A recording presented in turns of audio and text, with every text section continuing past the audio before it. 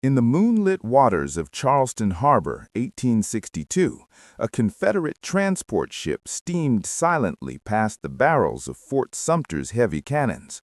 On the bridge stood a man wearing the captain's straw hat, mimicking his posture to perfection. If the guards spotted his face, he would be hanged. If he failed the signal, the ship would be blown out of the water. But the man at the wheel wasn't a Confederate officer. He was a slave. And he wasn't just escaping, he was delivering a gift to President Abraham Lincoln that would change the course of the American Civil War. Chapter 1. The Shadow of the Spire. The humid air of Charleston, South Carolina, always tasted of salt and sorrow. For Robert Smalls, born into the hands of the McKee family in 1839, the city was a labyrinth of contradictions. While the wealthy elite toasted to King Cotton in their marbled mansions, the docks hummed with the sweat and blood of the enslaved. Robert was different. Even as a boy, his mother, Lydia, saw a fire in him that terrified her. She knew that in the South, a black man with a sense of self was a man with a target on his back. To break his spirit and show him the true horror of the system, she forced him to witness public floggings at the High Market. She wanted him to be afraid so that he would stay alive. Instead, it made him observant. By the time the first shots of the Civil War echoed at Fort Sumter in 1861, Robert had worked his way up from a hotel waiter to one of the most skilled wheelmen in the harbor. He knew every sandbar, every tide, and every hidden reef of the South Carolina coast. Though the law forbade a black man to hold the title of pilot, he did the work of one. He was assigned to the CSS Planter, a heavy-duty transport steamer converted into a Confederate long-range dispatch boat. It was the pride of the local fleet, armed with a 32-pounder pivot gun and a 24-pounder howitzer. To the Confederate officers, Captain Relea and his lieutenants, Robert was part of the machinery. He was a piece of furniture that could steer a boat. They spoke of troop movements, naval codes, and secret fortifications right in front of him. They didn't realize that the furniture was taking notes. Chapter 2. The Midnight Covenant. The plan was born in the dark. By 1862, the Union blockade sat just outside the harbor, a line of ghost-white sails and ironclad hulls representing a freedom that felt 1,000,000 miles away. Robert looked at his wife, Hannah, and their 2 children. He knew that as long as they remained in Charleston, his children were mere assets that could be sold at any moment to pay off a white man's debt. "I'm going to take the ship," Robert whispered one night in their cramped quarters. Hannah's breath hitched. "They'll kill you before you reach the bar." "If we stay, they kill us slowly. If we go as a family, or we don't go at all."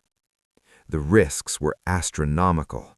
Robert didn't just need to sneak his family onto a military vessel. He had to convince the other enslaved crew members to risk the gallows.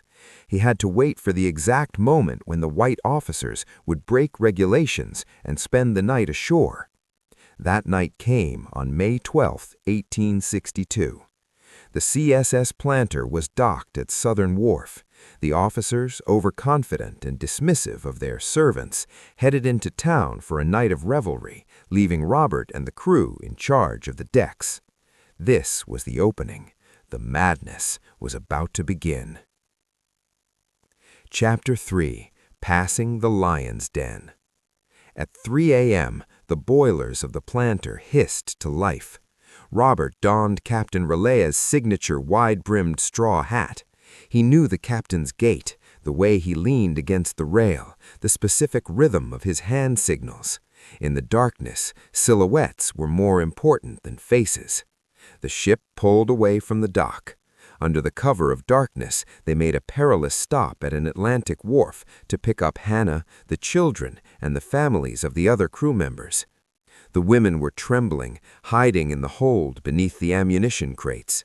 The children were told that if they made a sound, the bogeyman would take them. To reach the Union fleet, they had to pass 5 Confederate forts. The most daunting was Fort Sumter. Sumter was the lion's den, a massive pentagonal masonry sea fort bristling with guns.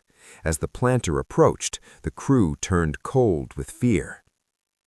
One wrong signal or one suspicious look from a sentry, and the fort's cannons would vaporize the wooden steamer. Robert pulled the captain's hat low. He stood on the bridge, his back straight, looking every bit a Confederate officer. He reached for the cord and pulled the whistle. 2 long blasts, followed by a short one, the secret Confederate code for friend. The sentry at Fort Sumter looked down on the passing steamer in the pre-dawn mist. He saw the familiar hat, heard the correct signal, and shouted the words that allowed Robert Smalls to breathe. "Pass, Planter." As soon as they were out of range of Sumter's guns, Robert didn't just sail, he raced. But a new danger emerged. To the Union blockade, a Confederate warship steaming towards them at full speed looked like a suicide ramming attack or a surprise raid. The USS Onward spotted them and began to pivot its massive guns to fire. "Lower the Palmetto flag!" Robert screamed. The crew tore down the flag of South Carolina. In its place, they hoisted the only white thing they had, a bedsheet brought by Robert's wife.